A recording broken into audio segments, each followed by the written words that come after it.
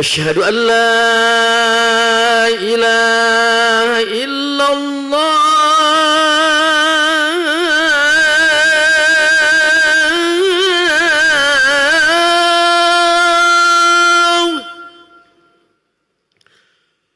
أشهد أن لا إله إلا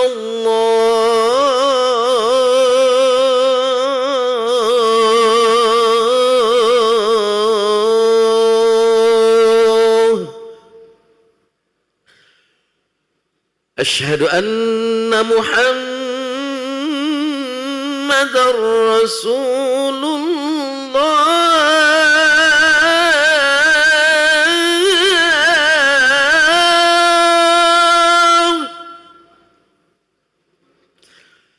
أشهد أن محمدًا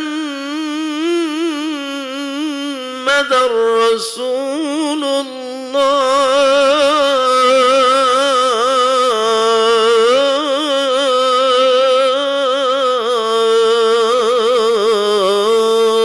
الله حي على الصلاة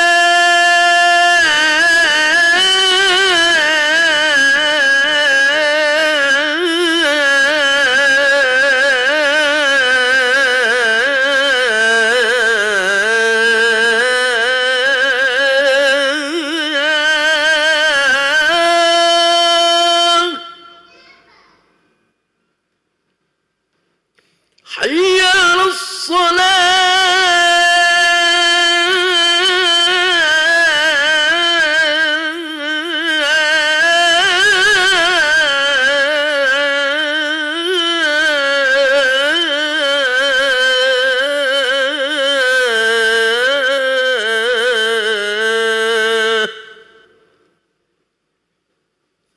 حي على الفلاح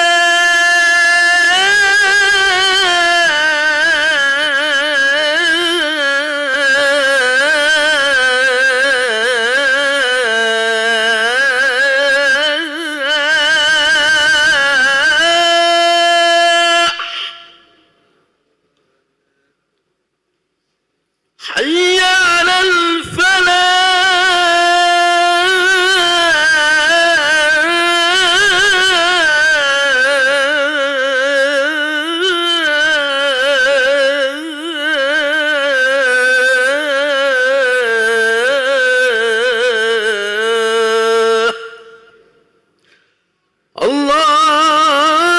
الله أكبر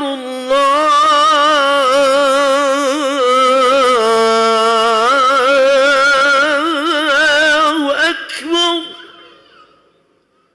لا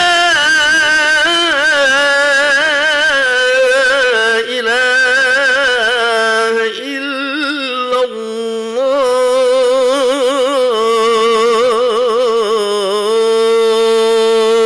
الله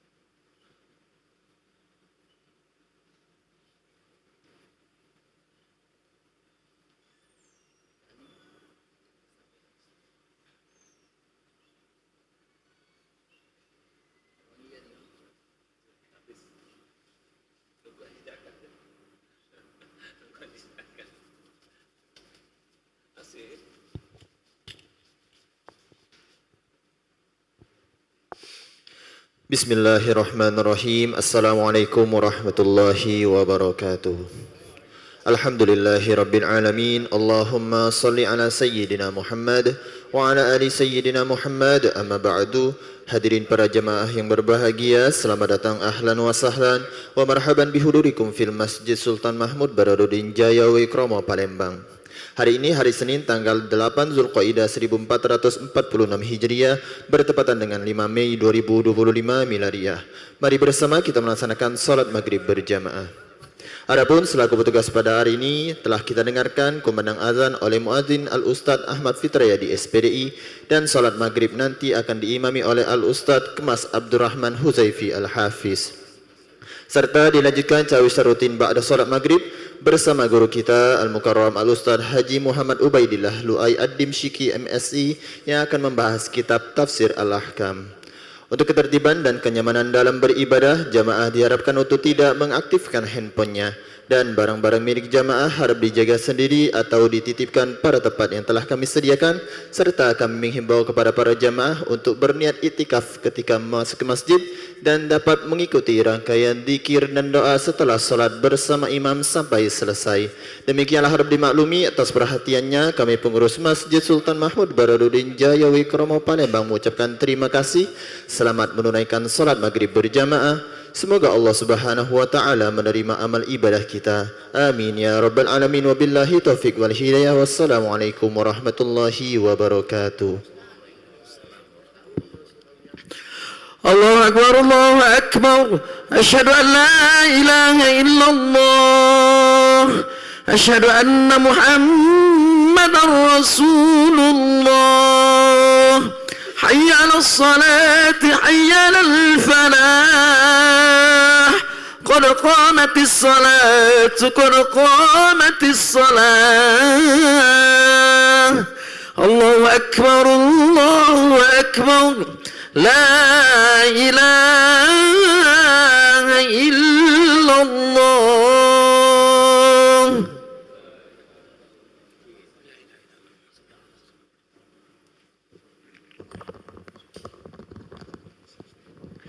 La ilaha illallah Sayyidina Muhammadur Rasulullah sallallahu alaihi wasallam.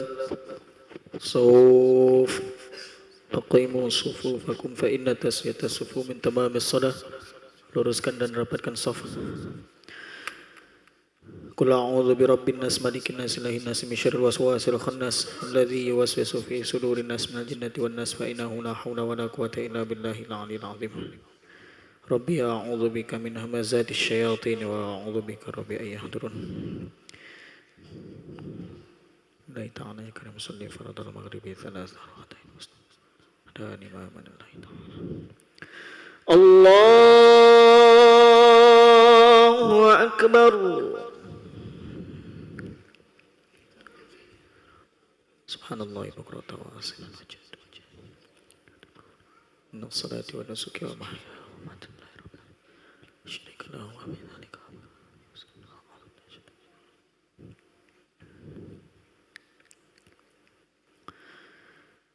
Bismillahirrahmanirrahim. Alhamdulillahi rabbil alamin. Ar-Rahmanir Rahim. Maliki yaumiddin. Iyyaka na'budu wa iyyaka nasta'in. اهدنا الصراط المستقيم صراط الذين أنعمت عليهم غير المغضوب عليهم ولا الضالين.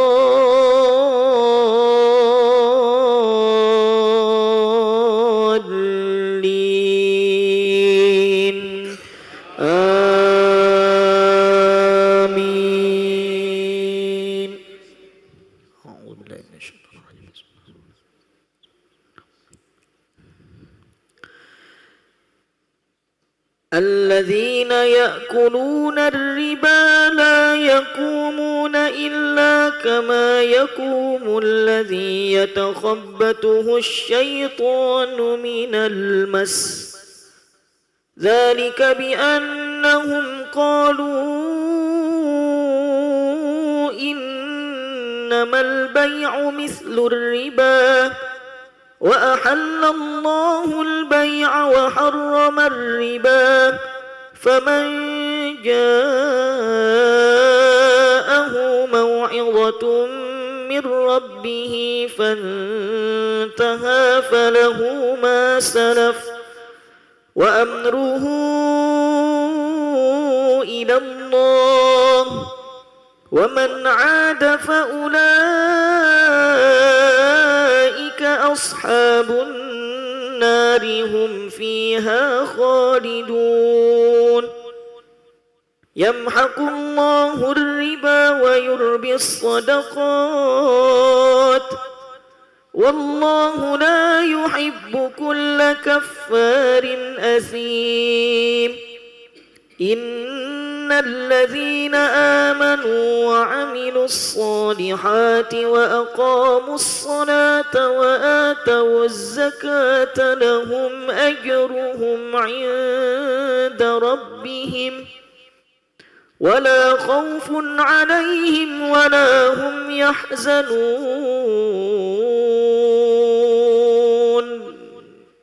الله أكبر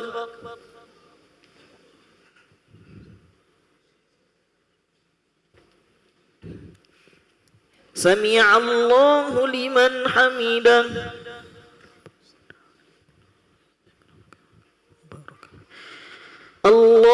الله أكبر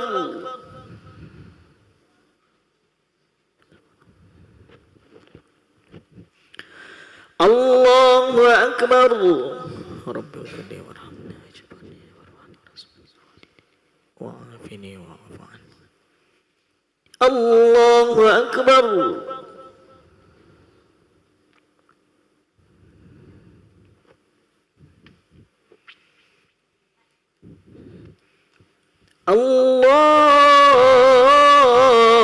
الله أكبر بسم الله الرحمن الرحيم الحمد لله رب العالمين الرحمن الرحيم مالك يوم الدين إياك نعبد وإياك نستعين اهدنا الصراط المستقيم صراط الذين أنعمت عليهم غير المغضوب عليهم ولا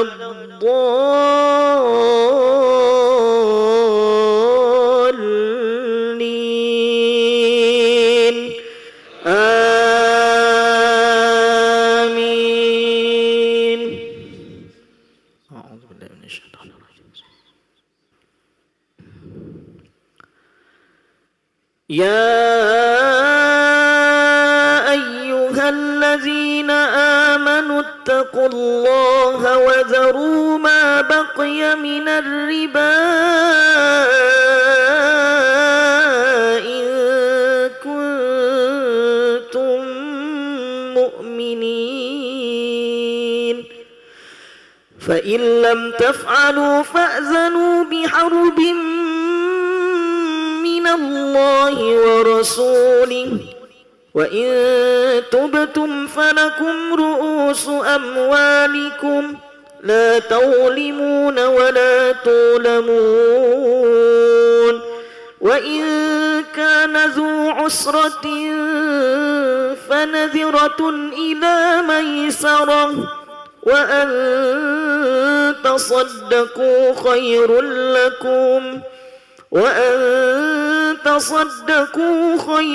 لكم إن كنتم تعلمون واتقوا يوما ترجعون فيه إلى الله ثم توفى كل نفس ما كسبت وهم لا يظلمون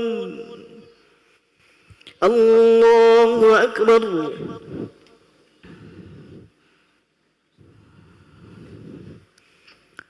سمع الله لمن حمده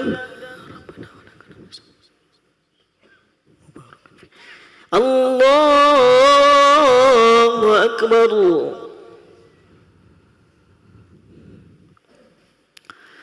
الله أكبر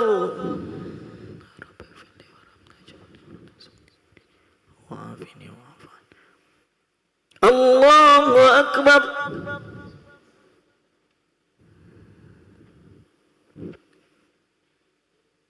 الله أكبر تحية المباركة السلام عليك يا نبي ورحمة الله وبركاته السلام علينا وعلى عباد الله الصالحين أشهد أن لا إله إلا الله اللهم صل على سيدنا محمد وعلى آله وسلم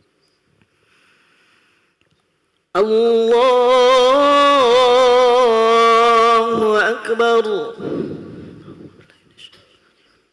بسم الله الرحمن الرحيم الحمد لله رب العالمين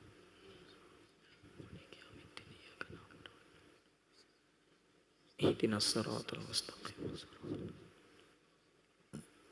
ولا الضالين آمين الله أكبر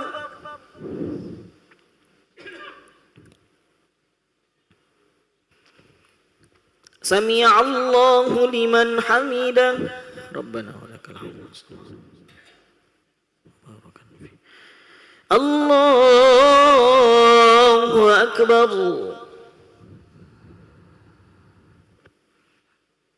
الله أكبر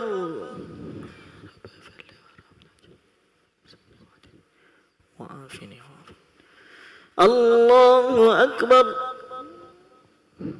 سبحان ربي الأعلى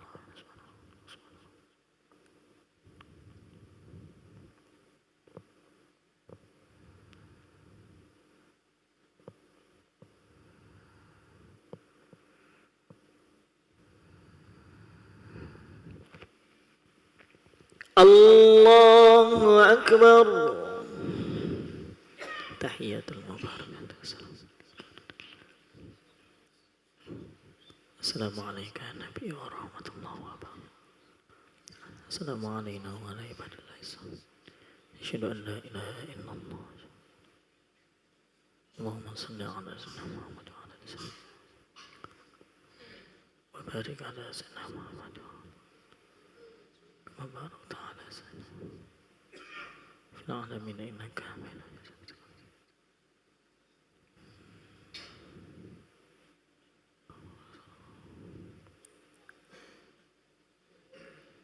السلام عليكم ورحمة الله السلام عليكم ورحمة الله ونعوذ بك من سخطك والنار استغفر الله العظيم استغفر الله العظيم الذي لا إله إلا هو الحي القيوم وأتوب إليه استغفر الله العظيم الذي لا إله إلا هو الحي القيوم وأتوب إليه استغفر الله العظيم الذي لا إله إلا هو الحي القيوم وأتوب إليه لا إله إلا الله وحده لا شريك له له الملك وله الحمد يحيي ويميت وهو على كل شيء قدير لا إله إلا الله وحده لا شريك له له الملك وله الحمد يحيي ويميت وهو على كل شيء قدير لا إله إلا الله وحده لا شريك له له الملك وله الحمد يحيي ويميت وهو على كل شيء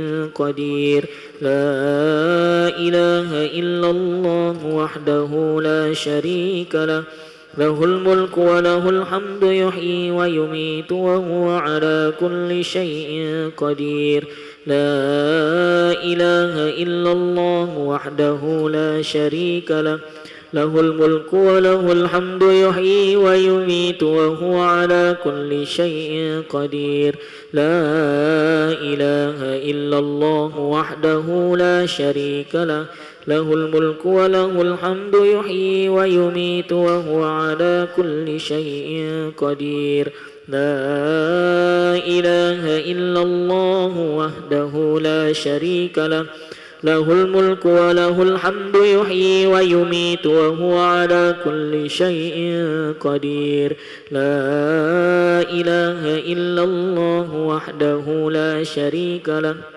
له الملك وله الحمد يحيي ويميت وهو على كل شيء قدير لا إله إلا الله وحده لا شريك له له الملك وله الحمد يحيي ويميت وهو على كل شيء قدير لا إله إلا الله وحده لا شريك له له الملك وله الحمد يحيي ويميت وهو على كل شيء قدير اللهم اجرنا من النار اللهم اجرنا من النار اللهم اجرنا من النار اللهم اجرنا من النار اللهم اجرنا من النار اللهم اجرنا من النار اللهم اجرنا من النار سالمين اللهم أنت السلام ومنك السلام وإليك يعود السلام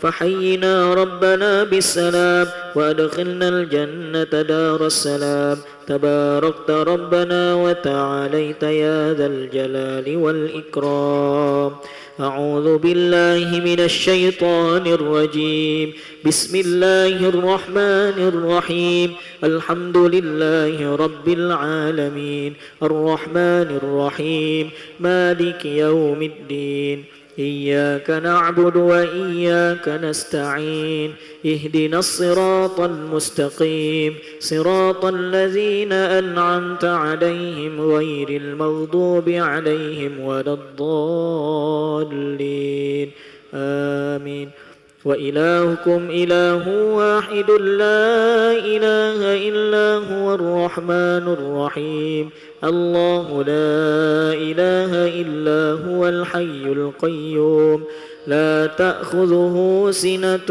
ولا نوم له ما في السماوات وما في الأرض من ذا الذي يشفع عنده إلا بإذنه يعلم ما بين أيديهم وما خلفهم ولا يحيطون بشيء من علمه إلا بما شاء وسع كرسيه السماوات والأرض ولا يؤوده حفظهما وهو العلي العظيم بسم الله الرحمن الرحيم قل هو الله أحد الله الصمد لم يلد ولم يولد ولم يكن له كفوا أحد بسم الله الرحمن الرحيم قل هو الله أحد الله الصمد لم يلد ولم يولد ولم يكن له كفوا أحد بسم الله الرحمن الرحيم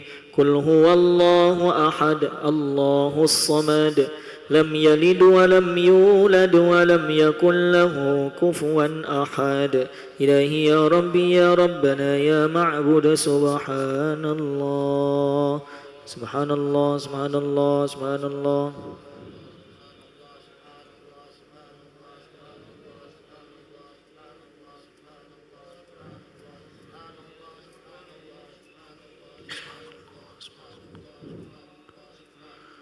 سبحان الله سبحان الله سبحان الله سبحان الله سبحان الله سبحان الله سبحان الله سبحان الله سبحان الله بحمده دائما أبدا الحمد لله الحمد لله الحمد لله الحمد لله الحمد لله الحمد لله الحمد لله الحمد لله الحمد لله الحمد لله الحمد لله الحمد لله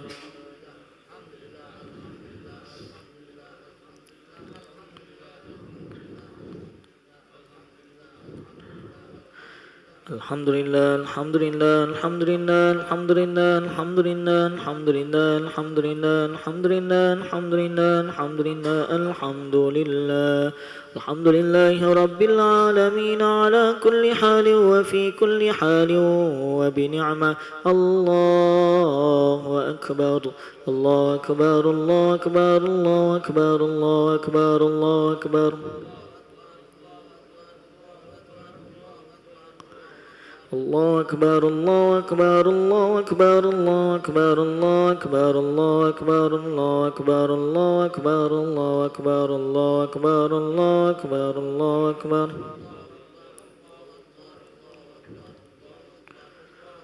الله أكبر الله أكبر الله أكبر الله أكبر الله أكبر الله أكبر الله أكبر الله أكبر كبيرا والحمد لله كثيرا وسبحان الله بكرة وأصيلا لا إله إلا الله وحده لا شريك له له الملك وله الحمد يحيي ويميت وهو على كل شيء قدير ولا حول ولا قوة إلا بالله العلي العظيم استغفر الله العظيم يا لطيف يا كافي يا حفيظ يا شافي الله يا لطيف يا وافي يا حفيظ يا شافي الله يا لطيف يا وافي الله يا كريم أنت الله لا إله إلا الله لا إله إلا الله موجود لا إله إلا الله لا إله إلا الله معبود لا إله إلا الله لا إله إلا الله مقصود لا إله إلا الله لا إله إلا الله عظيم لا إله إلا الله دائم لا إله إلا الله لا إله إلا الله سيدنا محمد رسول الله صلى الله عليه وسلم كلمة الحق عليها نحيا وعليها نموت عليها وبها نبعث إن شاء الله تعالى وأنت من الآمنين آمين إن الله وملائكته يصلون على النبي يا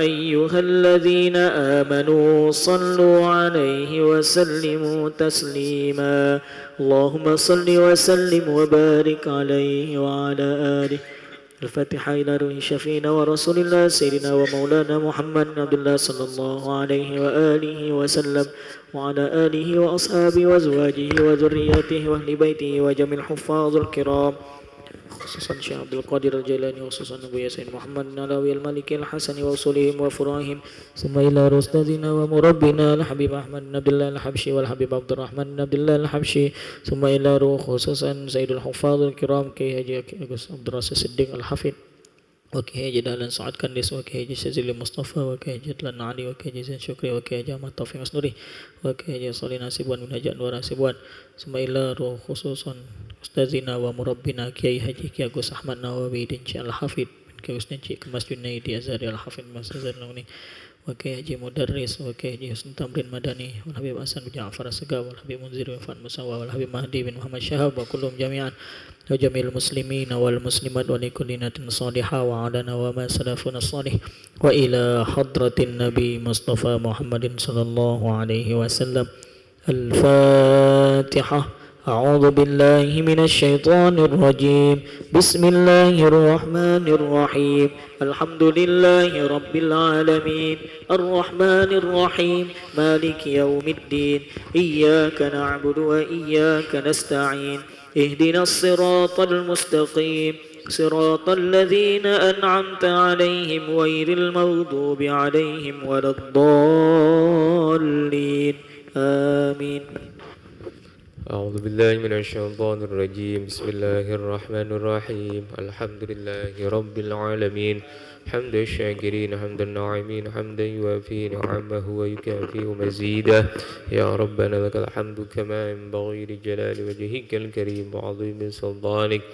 اللهم صل وسلم وبارك على سيدنا محمد وعلى آل سيدنا محمد صلاة تنجينا بها يا الله من جميع الأهوال والآفات وتقضي لنا بها جميع الحاجات وتطهرنا بها من جميع السيئات وترفعنا بها عندك أعلى الدرجات وتبلغنا بها أقصى الغايات من جميع الخيرات في الحياة وبعد الممات إنك مولانا سميع قريب مجيب الدعوات. ربنا لا تزغ قلوبنا بعد إذ هديتنا وهب لنا من لدنك رحمة إنك أنت الوهاب. ربنا ظلمنا أنفسنا وإن لم تغفر لنا وترحمنا لنكونن من الخاسرين. ربنا اغفر لنا ولوالدينا وارحمهم كما ربونا صغارا ولمشايخنا ولجميع المسلمين والمسلمات والمؤمنين والمؤمنات الأحياء منهم والأموات. اللهم أعنا على ذكرك وشكرك وحسن عبادتك. اللهم يا غني يا حميد يا مبدئ يا معيد رحيم يا ودود أغننا بحلالك عن حرامك بطاعتك مع شهدك بفضلك عمن سواك. ربنا هب لنا من أزواجنا وذرياتنا قرة أعين واجعلنا للمتقين إماما. اللهم اجعلنا وأولادنا وذرياتنا وتلاميذنا وتلميذاتنا من أهل العلم وأهل الخير وأهل القرآن الكريم ولا تجعلنا وإياهم من أهل الجهل والشر والضير. اللهم اجعلنا وإياهم من عبادك الصالحين. اللهم بارك لنا في علمنا وبارك لنا في رزقنا وبارك لنا في عمرنا وبارك لنا في أولادنا وبارك لنا في كل ما أعطيتنا إنك على كل شيء قدير. اللهم إنا نسألك من خير ما سألك من عبدك حبيبك سيدنا محمد صلى الله عليه وسلم وعبادك الصالحون ونعوذ بك من شر ما استعاذك من عبدك حبيبك سيدنا محمد صلى الله عليه وسلم وعبادك الصالحون وأنت المستعان عليك البلاغ ولا حول ولا قوة إلا بالله العلي العظيم. ربنا آتنا في الدنيا حسنة وفي الآخرة حسنة وقنا عذاب النار. صلى الله على سيدنا محمد النبي الأمي وعلى آله وصحبه وبارك وسلم. سبحان ربك رب العزة عما يصفون وسلام على المرسلين والحمد لله رب العالمين. بسر الفاتحة.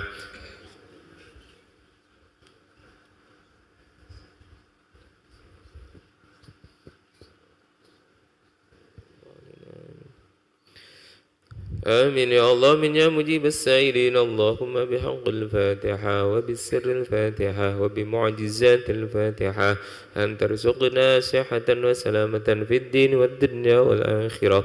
اللهم يا فارج الهم يا كاشف الغم يا من لعبده يغفر ويرحم ويا دافع البلاء يا الله ويا دافع البلاء يا رحمن ادفع عنا البلاء يا رحيم من كل بلاء الدنيا وعذاب الآخرة. دعواهم فيها سبحانك اللهم وتحيتهم فيها السلام وآخر دعواهم أن الحمد لله رب العالمين. تقبل الله منكم.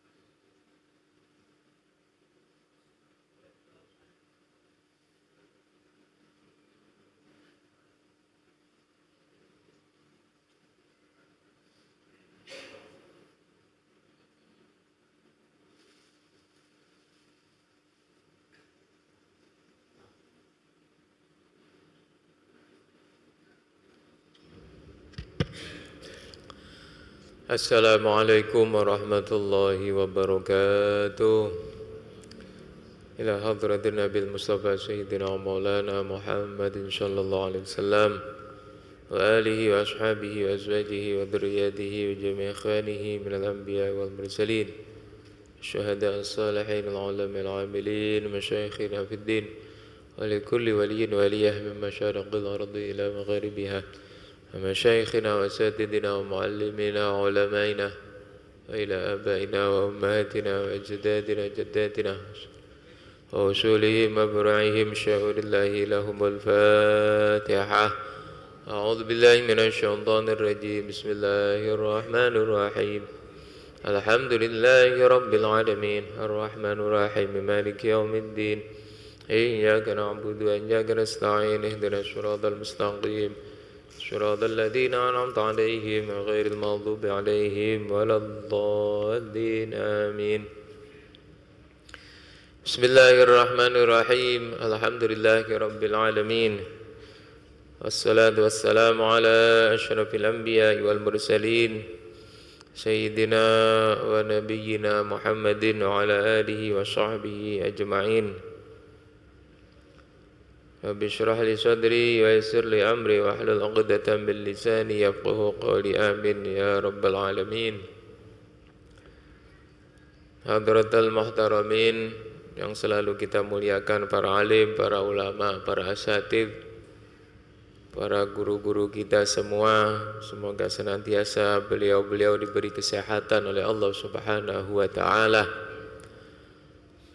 Hadirin para jamaah yang kami muliakan, dan semoga kita semua selalu dalam limpahan rahmat Allah, limpahan barakah dari Allah Subhanahu wa taala. Puji syukur alhamdulillah, marilah tidak bosan-bosannya selalu kita panjatkan kehadirat Allah Subhanahu wa taala. Alhamdulillah kita bisa menjalankan aktivitas kita, menjalankan kewajiban kita, tiada lain semuanya karena nikmat, karena pertolongan dari Allah Subhanahu wa taala. Alhamdulillah. Yang kedua, salawat dan salam semoga tetap tercurahkan kepada junjungan kita Rasulullah Muhammad sallallahu alaihi wasallam, yang kita harapkan syafaatnya min yaumina hadza hatta al-qiyamah. Amin ya rabbal alamin. Para jamaah rahimakumullah, alhamdulillah kita masih diberi kekuatan oleh Allah, diberi niat untuk selalu hadir di dalam majelis ilmu, untuk selalu hadir ke masjid menjalankan ibadah salat berjamaah. Semoga amaliyah kita ini selalu bisa kita jaga dengan istiqomah, karena kuncinya sebuah amal itu adalah istiqomah, yaitu terus menerus kita lakukan, tiada batasan waktunya, karena dikatakan khairul amal madama, ya, sebaik-baik amal itu yang terus ya, kita lakukan, yang terus terjadi, yang terus ada, itu adalah amal yang baik. Dan insya Allah ketika amal itu bisa istiqomah, maka berarti amal itu tanda muncul sebuah keikhlasannya. Ya, jadi ciri-ciri amal sebagaimana yang dikatakan oleh Syekh Ibnu Athaillah As-Sakandari. Jadi ciri-ciri amal yang ikhlas itu adalah makana lillah dama wattasol. Jadi sesuatu itu kalau ikhlas karena Allah Ta'ala, maka amal itu akan terus menerus, ya, akan dilakukan terus menerus dengan istiqomah. Tuh. Jadi tanpa memandang alasan apapun, karena apa tidak, tetapi semuanya karena Allah. Nah, Allah tidak ada batasan waktunya. Ya, Allah tidak ada batasan waktunya. Kapanpun Allah pasti tahu terhadap amal kita. Jadi kalau kita melakukan sesuatu karena Allah, maka tidak ada batasan waktunya. Sekarang, besok, minggu depan, tahun depan, selamanya itu akan terus kita lakukan. Nah, ketika sudah terus kita lakukan, itu bertanda amal itu menunjukkan sebuah keikhlasannya. Tuh. Tetapi kalau amal itu putus, berarti itu tanda masih belum lillah, masih belum karena Allah. Biasanya karena sesuatu pujian manusia, karena mengharapkan imbalan, karena mengharapkan kedudukan, pangkat, jabatan, ya berarti biasanya kalau sudah karena ini, karena itu, tidak lama, ya amal itu tidak akan bertahan lama. Karena apa? Karena balasan manusia terbatas, karena pujian manusia terbatas, pandangan manusia terbatas, pengetahuan manusia terbatas. Ya, ketika dilihat orang dia melakukan, ketika tidak dilihat orang dia tidak melakukan. Nah, berarti itu tanda sebuah amal itu belum ikhlas karena Allah, karena masih ya karena sesuatu yang lainnya. Nah, mudah-mudahan dengan kita selalu istiqomah ini, maka bertanda baik untuk kita, yaitu benar-benar niatan kita tulus karena Allah Subhanahu wa taala. Semoga amal kita semuanya diterima oleh Allah Subhanahu wa taala. Amin ya rabbal alamin. Para jamaah rahimakumullah, melanjutkan apa yang kita bahas di dalam pertemuan sebelumnya, yaitu kita membahas tentang berkaitan dengan ibadah haji. Karena ini sekarang ini musim orang berangkat haji. Musim orang berangkat haji. Mudah-mudahan kita yang belum berangkat haji ini ya bisa dipanggil oleh Allah Subhanahu wa taala, sehingga juga bisa ya menjalankan ibadah haji di tanah suci. Amin ya rabbal alamin. Jadi ibadah haji merupakan ibadah yang wajib dilakukan, ya, liman istata'a ilaihi sabila, bagi orang yang mampu untuk melakukannya. Kemudian dikatakan di dalam Al-Quran, al-hajju ashhurum ma'lumat. Jadi haji itu dilakukan pada bulan-bulan tertentu. Berbeda dengan umroh. Kalau umroh kan setiap waktu boleh, sepanjang tahun, nah bulan apa baik boleh kalau umroh. Tetapi kalau haji ada bulan-bulannya. Nah, yang dimaksud dengan ashhurum ma'lumat, bulan-bulan haji itu apa saja?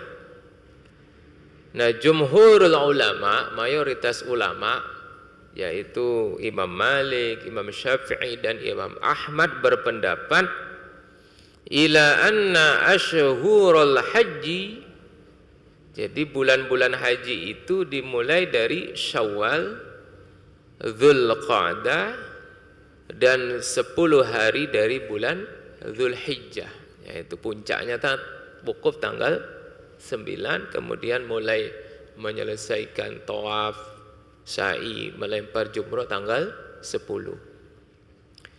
Jadi ini yang disepakati oleh ulama, bulan haji itu bulan Syawal, bulan Dzulqa'dah dan bulan Dzulhijjah.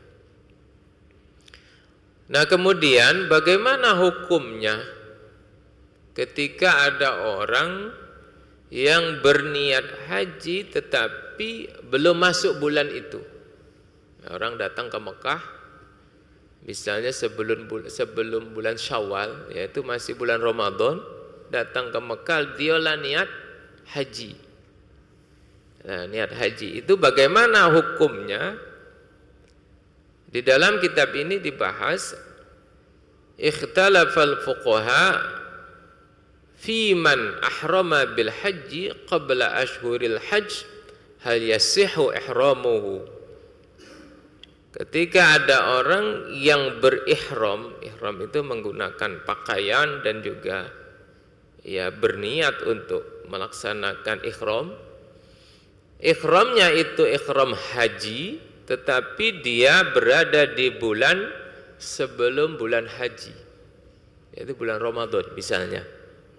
Ini bulan haji kan Syawal, Dzulqa'dah, Dzulhijjah. Nah, ketika Ramadan dia sudah niat haji, itu gimana?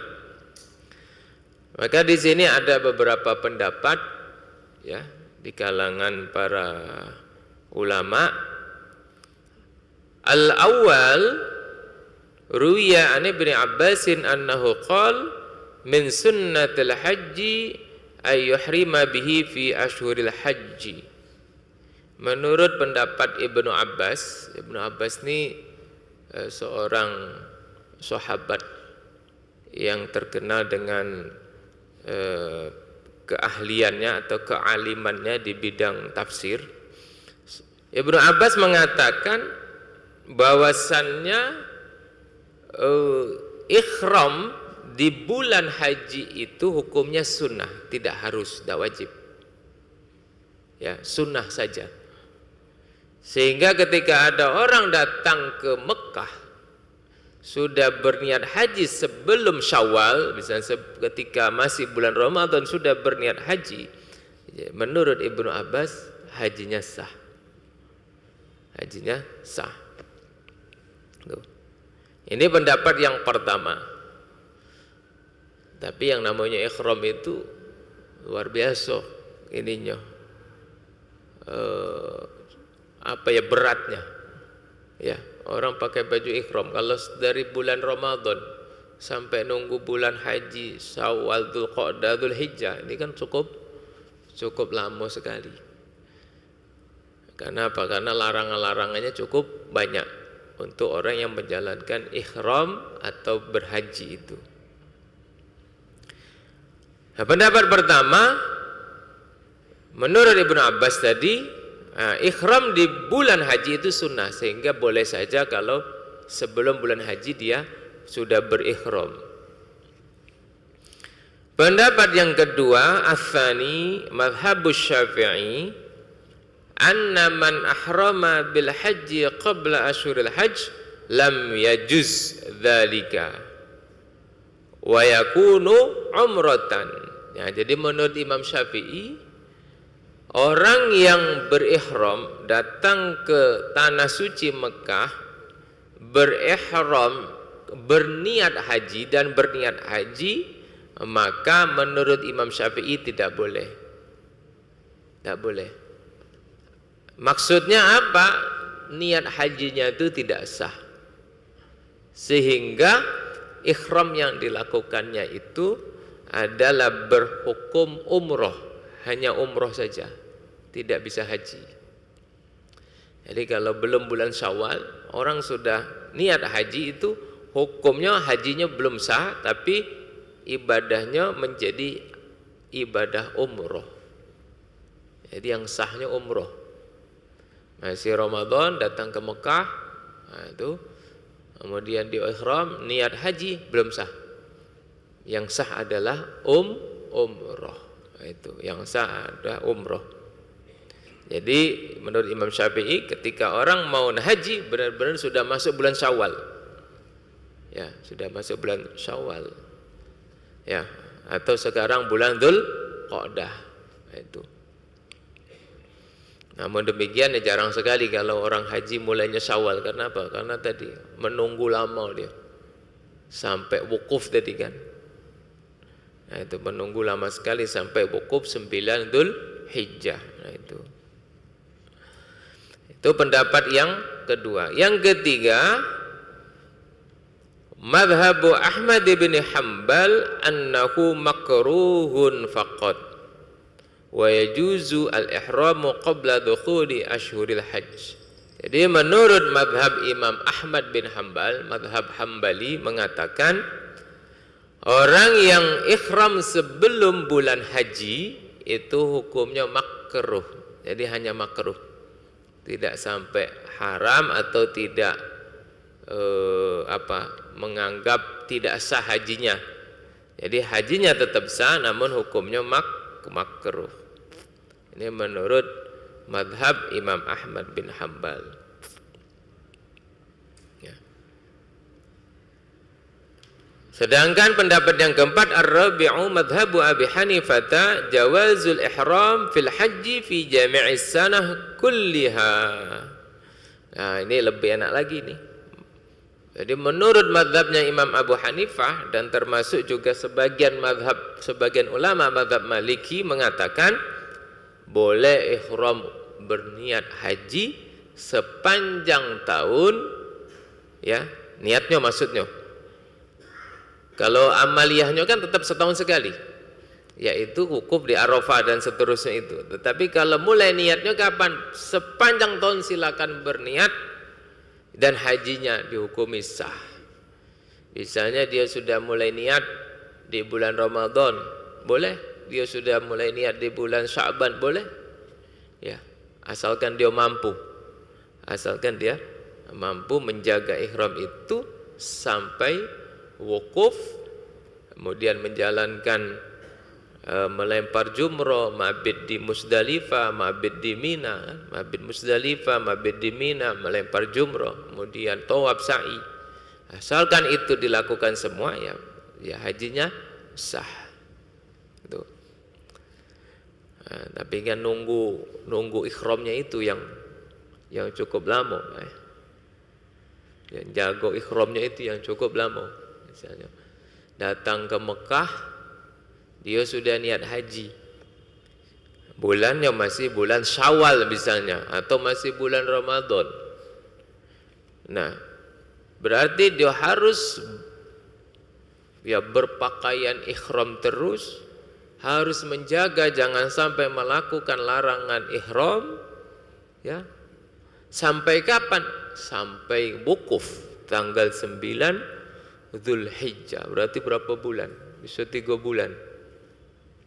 Ya, bisa 3 bulanan. Syawal, Dzulqa'dah, Dzulhijjah, bisa 3 bulan. Nah, menjaga ihram itu tidak mudah. Ya, tidak mudah sampai 3 bulan. Karena kalau larangan itu dilanggar, ya dia kena dam tadi. Nah, itu. Makanya yang seperti itu jarang sekali. Yang banyak ya haji Indonesia itu datang ke Mekah, umroh dulu. Datang ke Mekah umroh dulu, ya, selesai umroh dia santai-santai di Mekah, santai-santai, baru nanti ketika tanggal 8 Dzulhijjah baru dia ihram lagi niat haji. Ya, tanggal 7, tanggal 8 ihram lagi niat haji. Nah, tanggal 9 wukuf, tanggal 10 dia di Musdalifah, di Mina melempar jumrah 11 sampai tanggal 12. Tanggal 13 dia sudah bisa tawaf sa'i, selesai. Ya. Jadi hanya berapa hari ya yang dipraktekkan oleh orang-orang kita itu, ya, dari tanggal 8 sampai tanggal 13. Ya, 13 14. Jadi hanya kurang lebih 5 atau sampai 6 hari. Nah, itu. Sehingga tidak terlalu berat. Tapi kalau yang tadi yang dimulai bulan Syawal dia sudah haji, itu berapa bulan dia? Syawal, Dzulqa'dah, Dzulhijjah, hampir 3 bulan. Nah, ini akan sangat berat sekali menjaga ihramnya tadi. Para jamaah rahimakumullah, selanjutnya ada beberapa larangan-larangan orang yang berihram. Ya. Emang kesulitannya orang ihram itu beratnya menjaga larangan ini. Ya. Al-hukmu tasi' ma hiya muharramatil ihram, apa saja yang diharamkan bagi orang yang ihram. Jadi yang pertama, awalan al-jima'u wa dawa'ihi kat taqbiri wal lamsi bi syahwatin wal ifhashi bil kalam wal hadisi ma'al mar'ah. Jadi yang pertama yang dilarang itu hubungan suami istri. Dilarang. Ya, orang sedang berihram haji, umrah, dilarang untuk hubungan suami istri. Termasuk hal-hal yang menjurus kepada itu. Misalnya berpelukan, berciuman, memegang, bersentuhan dengan syahwat, kemudian berbicara hal-hal yang berbau, mengarah kepada vulgar atau berbau porno, itu juga dilarang ketika orang haji. Makanya orang haji itu benar-benar harus menjaga hatinya, pikirannya, ya, dari hal-hal yang kotor seperti itu. Nah, itu dilarang ketika haji, ketika ihram, ya. Yang kedua, iktisabus sayyi'at waqtirafil ma'asi. Kemudian dilarang juga orang yang haji, orang yang ihram itu melakukan perbuatan dosa, maksiat, ya. Kemudian menyalahi aturan Allah, nah, itu tidak taat kepada perintah Allah, itu juga dihindari bagi orang yang haji. Nah, itu. Mengapa? Karena haji itu penyempurna keislaman seseorang. Ya. Makanya orang haji itu tahapannya biasanya itu ketika dia ibadah-ibadah yang lain sudah bagus. Ibadah yang lain sudah bagus, ketaatannya bagus, sholatnya bagus, terjaga, yaitu perilakunya sudah bagus, disempurnakanlah dengan haji. Nah, disempurnakanlah dengan haji. Jadi haji ini adalah menyempurnakan keimanan dan keislaman seseorang. Ya. Yang ketiga, al-mukhasamatu wal mujadalatu. Jadi yang tidak boleh juga bertengkar, ya, bebalah, ya, kemudian berbantah-bantahan, yaitu berdebat dengan orang, itu juga dilarang ketika orang ihram atau orang haji tadi. Termasuk juga larangan-larangan yang berupa denda ketika dilanggar. Ketika dilanggar maka ada dendanya atau ada damnya, seperti ya larangan tatayyub. Tatayyub itu menggunakan wangi-wangian. Orang haji tidak boleh pakai wangi-wangian. Kemudian walubsul makhid, memakai pakaian berjahit bagi laki-laki. Jadi orang laki-laki ketika ihram haji cuma pakai kain atas, kain bawah, tidak menggunakan pakaian berjahit. Kemudian wa taqlimul adhafir, memotong kuku, wa qassus sya'ri, memotong rambut, tidak boleh. Itu larangan-larangan yang perlu dihindari oleh orang yang ihram. Itu. Termasuk juga larangannya itu menutup kepala bagi laki-laki, kemudian menutup wajah atau muka bagi perempuan. Nah itu diantara larangan-larangan orang yang ihram yang harus dihindari. Ketika itu dilakukan maka akan terkena dam. Dam itu denda itu. Dan denda yang paling besar yaitu 1 ekor onta. Larangannya apa yang dilanggar ketika orang berhubungan suami istri. Ketika berhubungan suami istri maka hajinya tidak sah dan dia wajib membayar denda berupa menyembelih seekor onta. Ya, menyembelih seekor onta. Nah, itu aturan-aturan dalam ibadah haji. Jadi haji ini ibadah yang cukup istimewa, lain daripada yang lain karena memang punya aturan-aturan yang khusus. Ya, seperti dam tadi, denda tadi, itu adanya di dalam haji. Tapi kalau ibadah-ibadah yang lain tidak katik denda. Kita sholat, ya misalnya kita batal, kita ngulangi lagi tidak kena denda. Ya. Tapi kalau haji niat dibatalkan kena denda. Nah itu haji kena dam. Nah itu. Jadi memang ibadah yang spesial, istimewa, memiliki aturan-aturan yang berbeda dengan ibadah-ibadah yang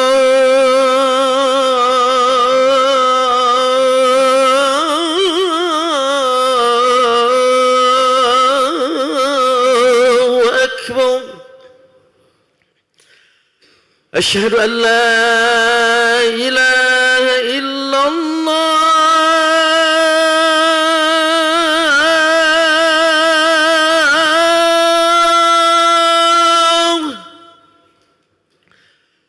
أشهد أن لا إله إلا الله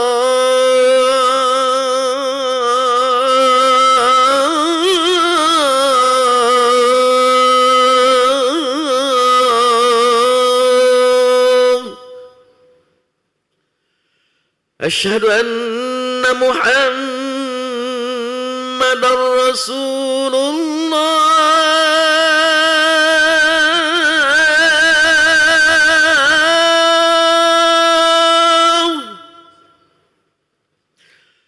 أشهد أن محمدا رسول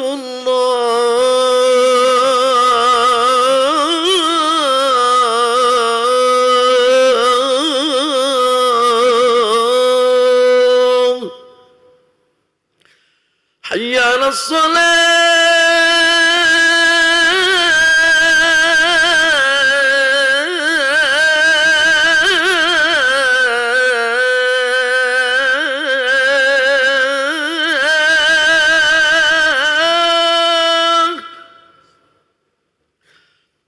حي على الصلاة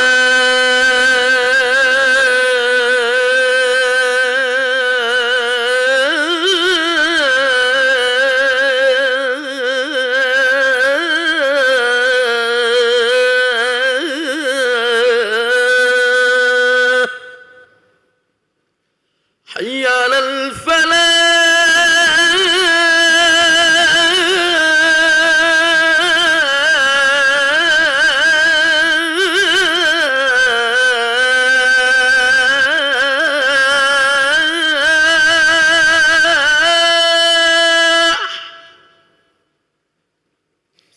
حي على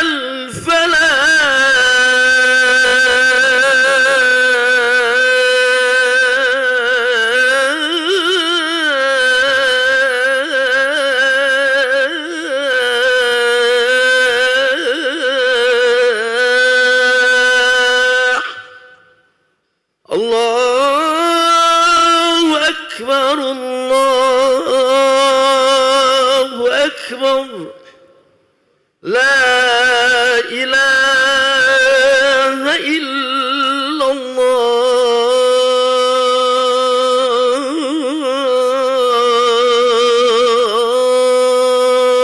الله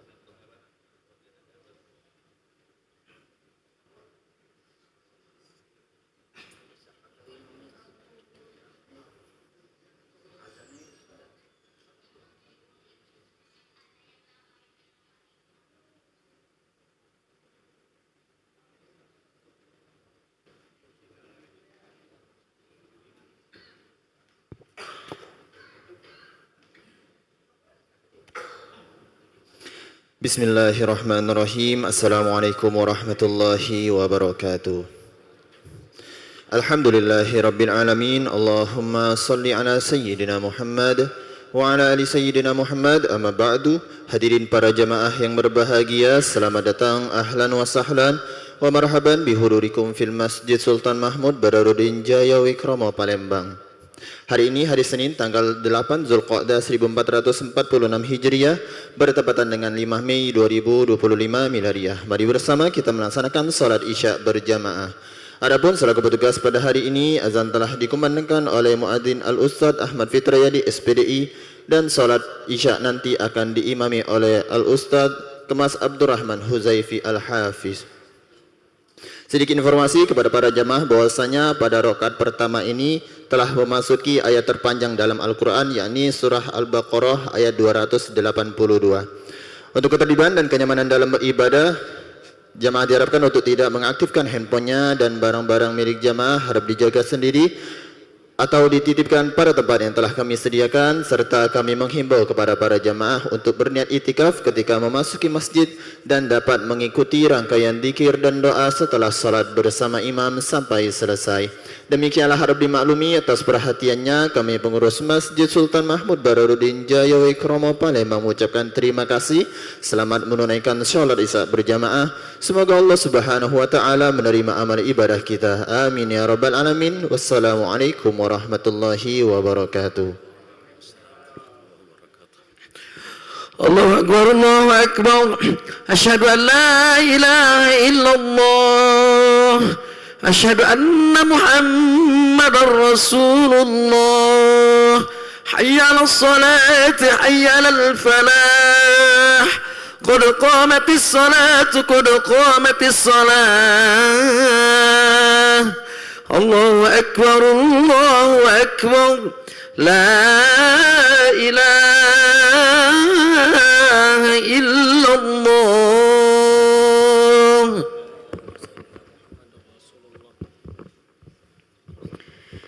La ilaha illallah Sayyidina Muhammadur Rasulullah sallallahu alaihi wasallam. Sufakum fa inna tasiyata sufu min tamamis salah. Luruskan dan rapatkan saf. Qul a'udzu birabbin nas malikin nas ilahin nas min syarril waswasil khannas alladzi yuwaswisu fi sudurin nas minal jinnati wan nas fa innahu la haula wala quwwata illa billahil aliyyil azim. Rabbi a'udzu bika min hamazatis syayatin wa a'udzu bika rabbi ay yahdurun. Lillahi ta'ala karim. Salli fardal isya arba'atin dan imam wallahi ta'ala. Allahu akbar.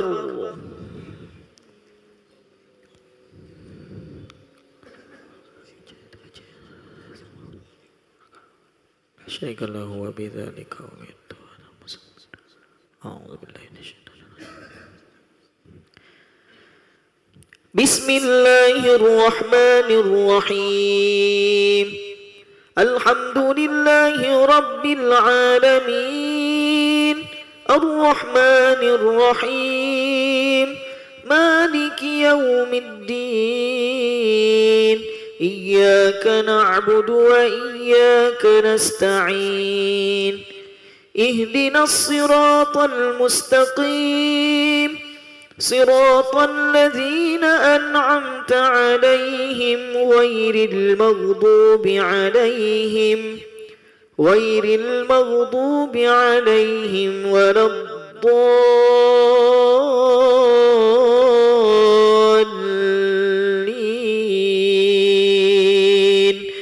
آمين.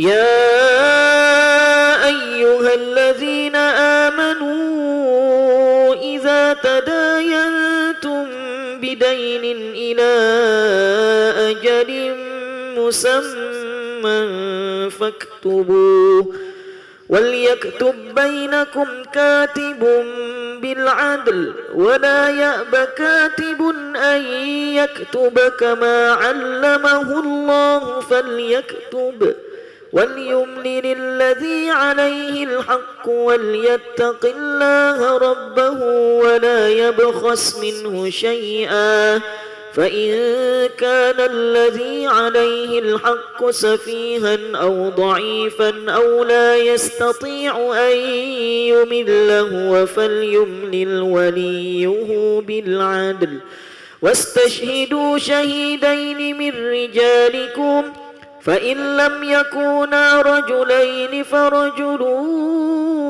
وامرأتان ممن ترضون من الشهداء أن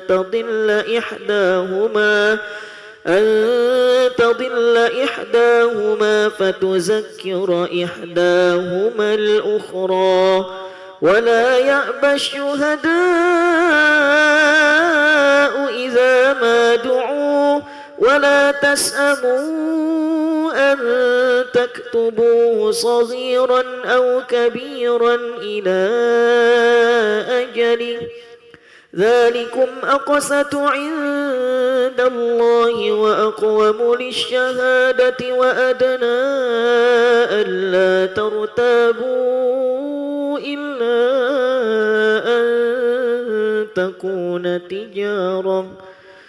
إلا أن تكون تجارة حاضرة تديرونها بينكم فليس عليكم جناح ألا تكتبوها وأشهدوا إذا تبايعتم ولا يضار كاتب ولا شهيد وإن تفعلوا فإنه فسوق بكم واتقوا الله ويعلمكم الله والله بكل شيء عليم وإن كنتم على سفر ولم تجدوا كاتبا فرهان مقبوضة فإن أمن بعضكم بعضا فليؤدي الذي اؤتمن أمانته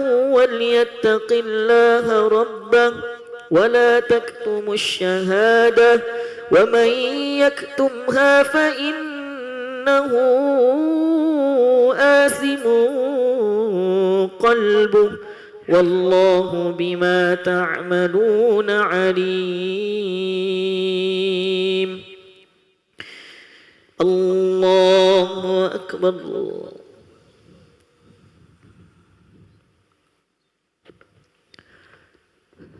سمع الله لمن حمده الله أكبر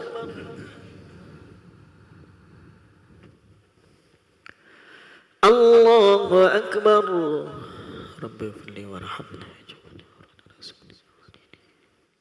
وعافني واعف عني الله أكبر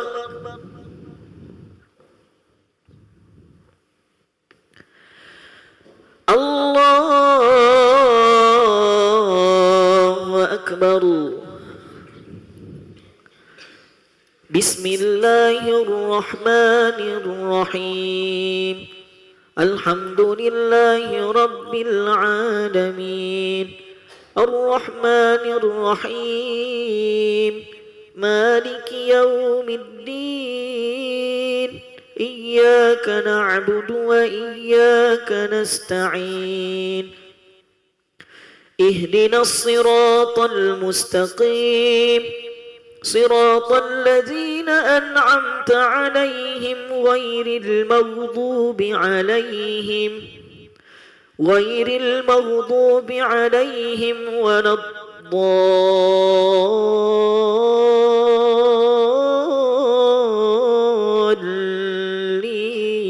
الضالين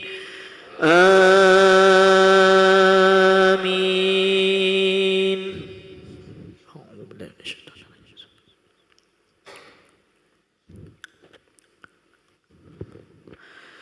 لله ما في السماوات وما في الأرض وإن تبدوا ما في أنفسكم أو تخفوه يحاسبكم به الله فيغفر لمن يشاء ويعذب من يشاء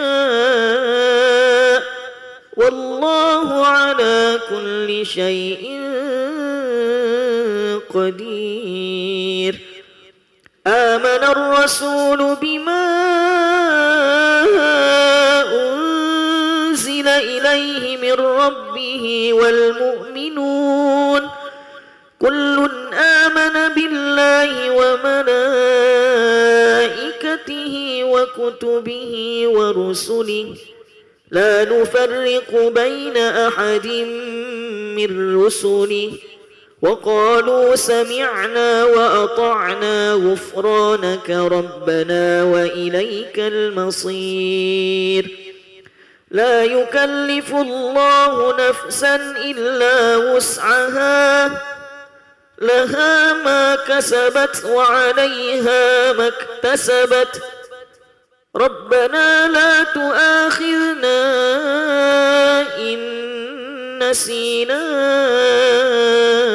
أو أخطأنا ربنا ولا تحمل علينا إصرا كما حملته على الذين من قبلنا ربنا ولا تحملنا ما لا طاقة لنا به واعف عنا واغفر لنا وارحمنا أنت مولانا فانصرنا على القوم الكافرين.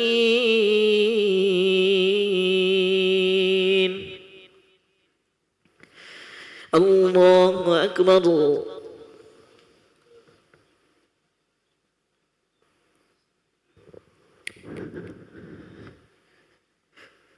سمع الله لمن حمده ربنا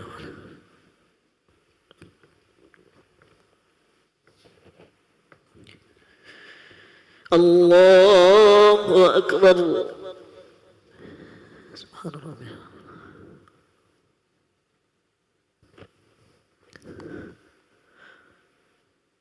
الله أكبر.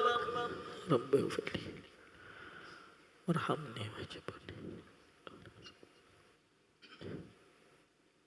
وعافني واعف عني. الله أكبر.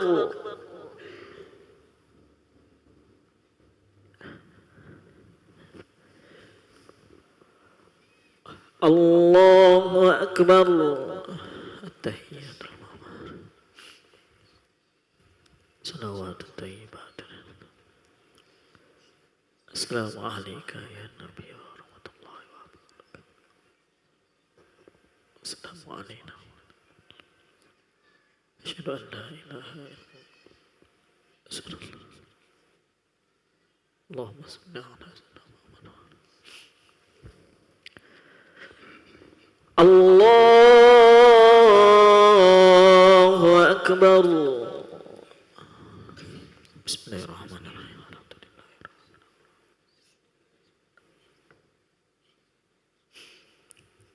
إياك نعبد وإياك نستعين صراط الذين أنعمت عليهم غير المغضوب عليهم ولا الضالين آمين. الله أكبر.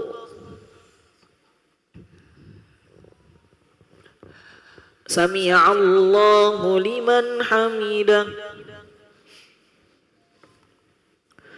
الله أكبر.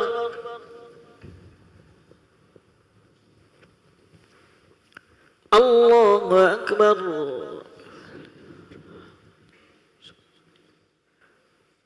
وعافني واعف عني. الله أكبر.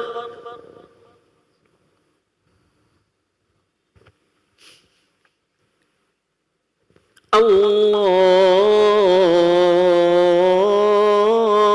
أكبر. بسم الله الرحمن الرحيم. الحمد لله رب العالمين إياك نعبد وإياك نستعين اهدنا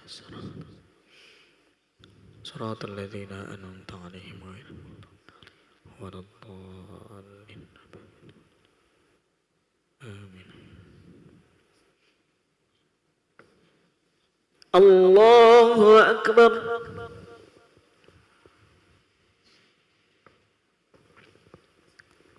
سمع الله لمن حمده.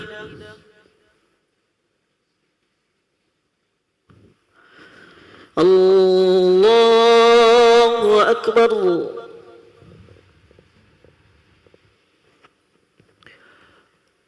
الله أكبر. وعافني واعف عني. الله أكبر.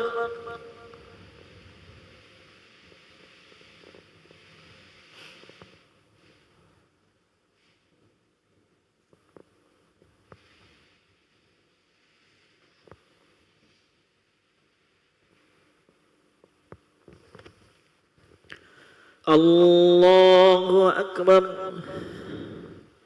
التحيات المباركة. السلام عليك يا نبي ورحمة الله وبركاته. السلام علينا وعلى أشهد أن لا إله أشهد أن محمد رسول الله. اللهم صل على سيدنا محمد وبارك على سيدنا محمد وعلى آله.